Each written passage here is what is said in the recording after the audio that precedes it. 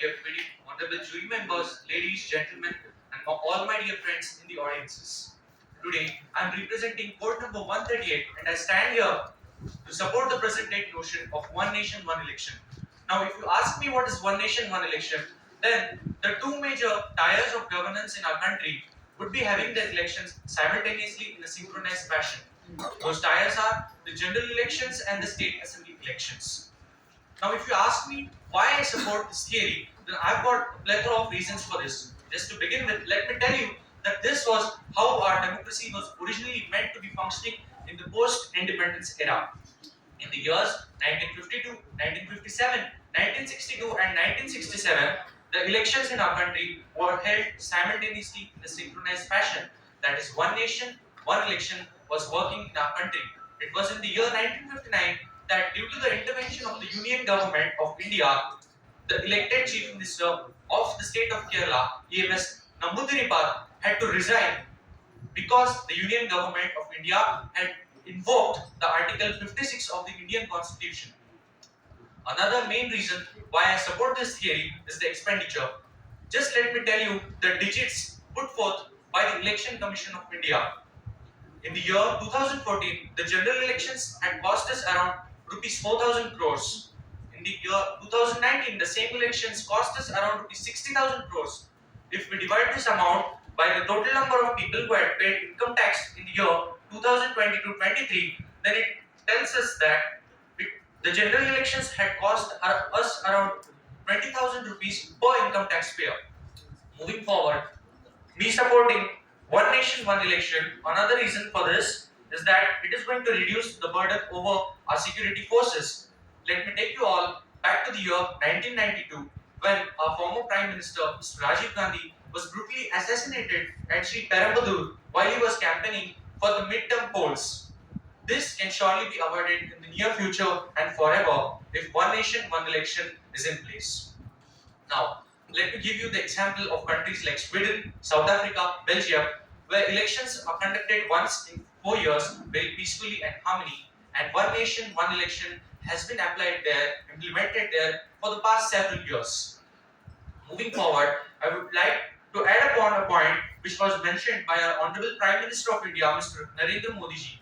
He spoke about the voters list. In a country of about a billion voters, it is very difficult to maintain multiple voters list for multiple levels of elections at multiple times. Instead of this, if we have one uniform voter list, which is the voter list of the local body elections, which can be considered to be the most accurate one, this saves a lot of money, time and hard work as well. Also, one nation, one election would bring in a higher voter turnout on the day of elections. Let me give you an example for this. If a man stays in Delhi and hails from Marathwada, is it feasible for him to come back to Marathwada twice or thrice just for the sake of voting? Not really, isn't it?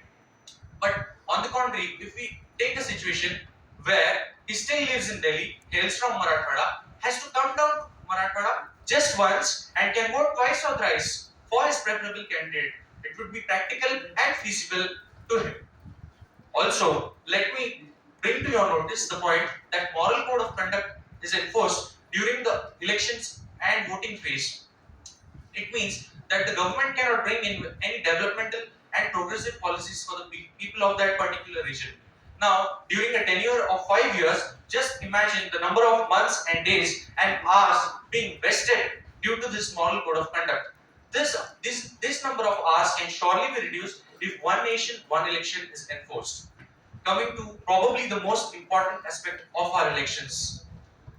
Our political leaders often tend to make irrelevant, mindless remarks about one or the other community, which harms their sentiments, and this creates a sense of angst, animosity, rivalry, stress, friction, and misunderstanding between two languages, two states, two communities, two regions, two dialects, and two religions. This can surely be reduced and brought down to zero for sure if one nation, one election is enforced. Now, coming to the rebuttal, I would like to say I've heard many of my friends speaking about what if there is a premature dissolution of the government. Is president's rule the solution to this? I would like to tell them that no, we do not need to go to president's rule for this. if we amend Articles 83 and 172, then we can have a situation where even if the government fails, the assembly still stays. Also, many of my friends spoke about the cost of creating the adequate number of EVMs, which is, according to the Election Commission of India, around now 9,000 crores. Now, let me tell them that these 9,000 crores are an investment not for 1 or 2 years, but for 15 long years, because the lifespan of an EVM is around 10 to 15 years. Now, according to the same Election Commission of India, and the average cost of conducting a state assembly election is around 250 to 300 crore rupees. And we have got 28 states and 8 union territories. Also, during this 10 to 15 years, we would be having 2 to 3 general elections, which already cost us around 60,000 crore rupees. So, isn't it a worth investment? It is up to you, dear friends.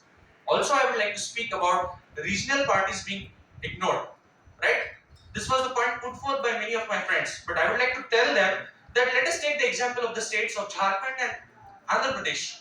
Both these states had got state assembly elections as well as the general elections in the same year, that was 2019, but the NDA came to power in the center, whereas in Jharkhand and in the state of Andhra Pradesh, the chief ministers were from Jharkhand Mukti Morcha and YSR Congress Party. Isn't that contradictory?